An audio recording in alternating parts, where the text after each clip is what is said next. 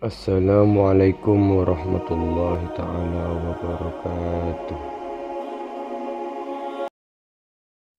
Kali ini kita akan mengisahkan tentang seorang perampok yang menjadi ulama besar. Dikisahkan bahwa beliau memiliki sejarah masa lalu yang kelam. Sebagian orang ada yang meragukan kebenaran kisah ini, namun kebanyakan juga mempercayainya.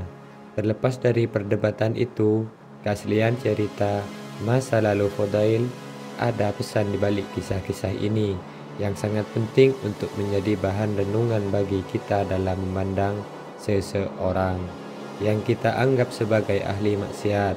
Sebab bisa jadi seorang ahli maksiat yang kita anggap jelek dan kita sebarkan keburukannya justru termasuk golongan orang yang kelak bertobat kepada Allah, sementara kita yang merasa baik akibat kita menghina orang yang kita anggap ahli maksiat itu justru tercatat sebagai orang yang sombong, yang mengakhiri hidupnya dengan su'ul khotimah. Na'udzubillahi min dalik. Bukankah kemaksiatan yang mewariskan rasa hina dan rendah di hadapan Allah itu lebih baik daripada ketaatan yang mewariskan rasa ujub dan sombong yang Allah muliakan? Dan ini adalah kisah pertobatan Fudail bin Iyad yang mengubah hidupnya menjadi seorang sufi yang besar. Di suatu tempat ada sebuah hutan yang terletak antara Abyud dan Marwah. Saat itu dikenal sebagai hutan yang sangat menakutkan bagi para musafir dan pedagang yang hendak lewat hampir setiap saat. Fudail dan anak buahnya melakukan aksi pembegalan di daerah itu sampai-sampai para musafir dan pedagang saling berpesan agar melewati jalan lain karena Fudail tidak segan-segan merampas harta mereka untuk bersenang-senang. Aksi ini terus dilakukan Fudail sampai suatu ketika dia berjumpa dengan seorang gadis cantik. Di tengah kehidupan yang kelam itu, dia pun jatuh cinta kepada gadis yang pernah dilihatnya itu.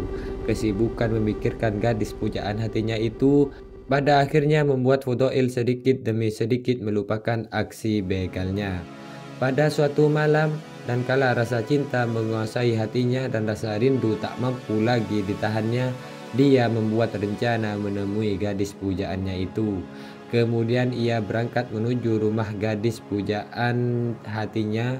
Tatkala dia melihat rumah sang gadis itu, terbayang olehnya bahwa seakan-akan gadis pujaan hatinya itu sudah di depannya dengan menggunakan pakaian yang sangat bagus, ditambah dengan solekan dan dandanan yang menggoda, yang sudah siap menyambutnya. Di tengah-tengah perasaan demikian, dia segera mencari cara untuk masuk ke dalam rumah sang gadis.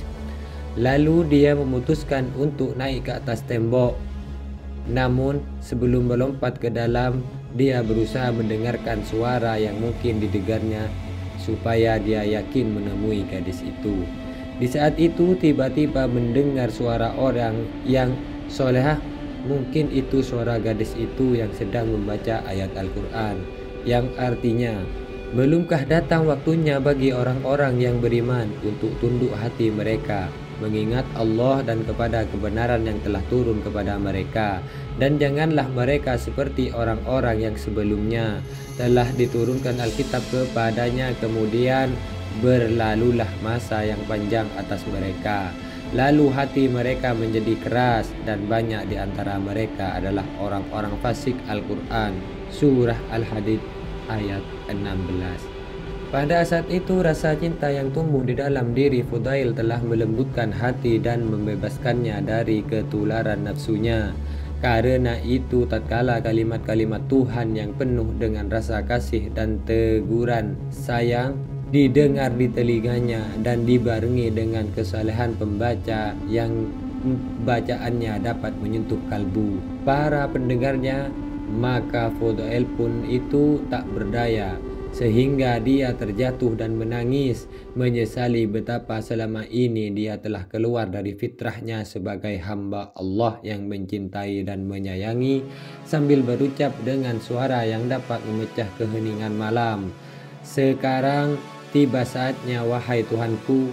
Malam itu terjadilah perdamaian antara seorang hamba dengan Tuhannya. Malam itu terjadilah penguburan seorang penjahat dan pembegal yang bernama Fudail bin Iyad, untuk kemudian terlahir baru yang nantinya menjadi salah satu sisi besar. Setelah kejadian ini, Fudail pergi untuk bermalam di sebuah rumah penginapan untuk kemudian kembali ke tempat tinggalnya. Di penginapan ini beliau mendengar satu rombongan bermusyawarah soal rencananya berangkat di malam hari dan jalan mana yang akan dilalui mereka. Berkata, jalan yang terdekat ada Fudail, kita khawatir dia merampok harta kita. Salah satu dari mereka ada yang berkata, sebaiknya kita menunggu pagi saja karena jalan tidak aman. Dari Fudail sang perampok kejam. Mendengar perkataan rombongan itu, Fudail pun menangis sambil berkata kepada dirinya, wahai diri yang jahat, celakalah kamu dari siksa Allah. Kamu telah membuat orang muslim ketakutan. Inilah lidah mereka bersaksi atas kejahatanmu.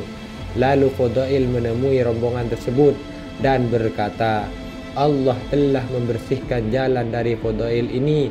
Dia sudah bertobat.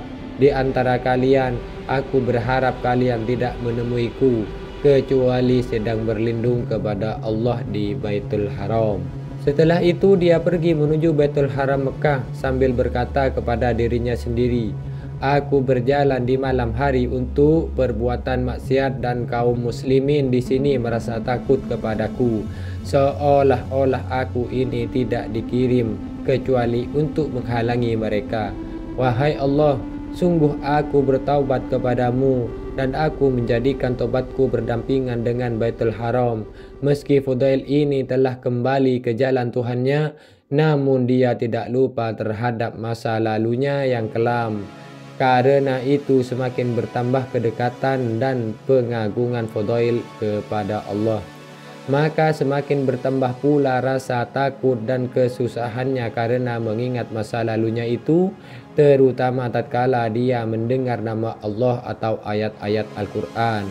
Dari sinilah seorang yang tadinya adalah perampok besar, namun Allah membalikkan hatinya menjadi orang baik. Bahkan banyak sahabat-sahabatnya yang belajar kepadanya.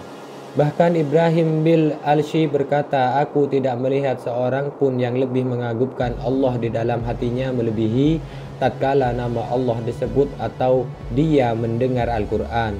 Maka tampak rasa takut dan susah pada dirinya dan kedua matanya mengalirkan air mata hingga orang yang di hadapannya merasa kasihan.